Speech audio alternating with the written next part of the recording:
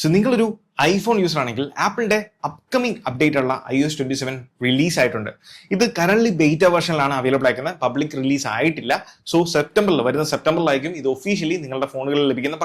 പക്ഷേ ഈ വന്ന ബീറ്റ അപ്ഡേറ്റിൽ എനിക്ക് ഇഷ്ടപ്പെട്ട 3 ഫീച്ചേഴ്സ് ആണ് ഞാൻ ഇന്നത്തെ വീഡിയോയിൽ പരിചയപ്പെടുന്നത്. ഒന്നാമത്തെ കാര്യം എന്ന് പറയുന്നത്, ഇനി മുതൽ നിങ്ങളുടെ ലോക്ക് സ്ക്രീൻ നിങ്ങൾക്ക് ഇതുപോലെ നീറ്റ് ആൻഡ് ക്ലീൻ ആയിട്ട് നിങ്ങളുടെ ഐഫോണിൽ സെറ്റപ്പ് ചെയ്യാം. ഇതിനേക്കാൾ ക്ലീനർ ആയിട്ട് വെക്കണം എന്നുണ്ടെങ്കിൽ ഇതിൽ കാണുന്ന പോലെ ഇത്രയും നീറ്റ് ആൻഡ് മിനിമലൈസ് ആയിട്ട് നിങ്ങളുടെ ലോക്ക് സ്ക്രീൻ കീപ്പ് ചെയ്യാൻ സാധിക്കുന്നതാണ്. ഇതുപോലെ ചെയ്യാൻ വേണ്ടി നിങ്ങൾ എന്താ ചെയ്യണമെന്ന് വെച്ചാൽ ലോക്ക് സ്ക്രീനിന്റെ ഓപ്ഷനിൽ പോയിട്ട് പ്രസ് ആൻഡ് ഹോൾഡ് ചെയ്യുക, കസ്റ്റമൈസേഷൻ ഓപ്ഷനിലേക്ക് പോവുക. അതിൽ നമ്മളുടെ ഈ ക്ലോക്കിന്റെ ഓപ്ഷനിൽ ടാപ്പ് ചെയ്ത് കഴിഞ്ഞാൽ ക്ലോക്ക് അഡ്ജസ്റ്റ് ചെയ്യാൻ സാധിക്കും. എന്ന് പറഞ്ഞ പോലെ ഇതിന്റെ ടോപ്പ് റൈറ്റ് കോർണറിലായിട്ട് പുതിയൊരു ഓപ്ഷൻ കൊടുത്തേക്ക് കാണാൻ സാധിക്കും. അതിലേക്ക് ടാപ്പ് ചെയ്ത് കഴിഞ്ഞാൽ ക്ലോക്ക് ഡിസപ്പിയർ ആകുന്നതായിരിക്കും. പിന്നെ വിജിറ്റുകളും നിങ്ങൾക്ക് എവിടെ വേണമെങ്കിലും താഴെയോ അല്ലെങ്കിൽ മേളിലോ നിങ്ങളുടെ ഇഷ്ടം അനുസരിച്ച് വിജിറ്റുകളും പ്ലേസ് ചെയ്യാം. ആൻഡ് അതോടൊപ്പമുള്ള ക്വിക്ക് ഷോർട്ട് കട്ട് ഓപ്ഷനും നിങ്ങൾ അങ്ങ് ഡിസേബിൾ ചെയ്ത് കഴിഞ്ഞാൽ നിങ്ങൾക്ക് ഇതുപോലെ ഒരു ലോക്ക് സ്ക്രീൻ സെറ്റപ്പ് ചെയ്യാൻ സാധിക്കുന്നതാണ്.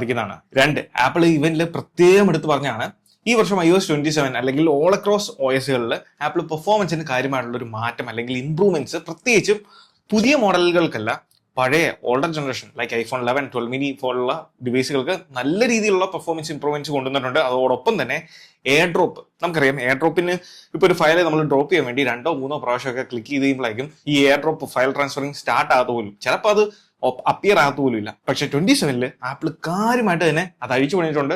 80% ഫാസ്റ്റ് ആക്കിയിട്ടുണ്ട് എയർ ഡ്രോപ്പ് ട്രാൻസ്ഫർ എന്നുള്ളത്.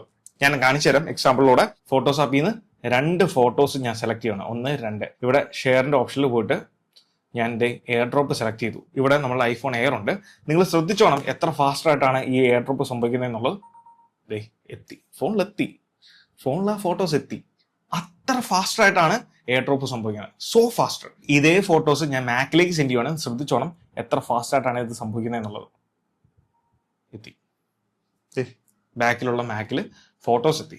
So air drop super fast. 3, liquid ഗ്ലാസിന്റെ ഇന്റൻസിറ്റി നമുക്കിനി മാനുവലി കൺട്രോൾ ചെയ്യാൻ സാധിക്കും. അതിനുവേണ്ടി സെറ്റിംഗ്സ് ഓപ്പൺ ചെയ്യുക, അപ്പിയറൻസ് ഓപ്ഷനിൽ പോവുക. ഇതിൽ ലിക്വിഡ് ഗ്ലാസ് എന്ന് പറയുന്ന ഓപ്ഷൻ ഉണ്ട്. അതിൽ ടാപ്പ് ചെയ്ത് കഴിഞ്ഞാൽ ഇവിടെ കൊടുത്തിരിക്കുന്ന സ്ലൈഡർ, ഈ സ്ലൈഡർ ഉപയോഗിച്ചുകൊണ്ട് നമുക്ക് ലിക്വിഡ് ഗ്ലാസിന്റെ ഇന്റൻസിറ്റി കൂട്ടാനും കുറയ്ക്കാനും സാധിക്കുന്നതാണ്. അതൊരു അടിപൊളി ഫീച്ചറാണ്. അപ്പോൾ ഇതുപോലത്തെ വളരെ ഇൻഫോർമേറ്റീവ് ആയിട്ടുള്ള ആപ്പ് റിലേറ്റഡ് കണ്ടന്റ്സിന് ഇനി നമ്മുടെ ഇൻസ്റ്റാഗ്രാം പേജും യൂട്യൂബ് ചാനലും മറക്കാതെ ഫോളോ ചെയ്യുക.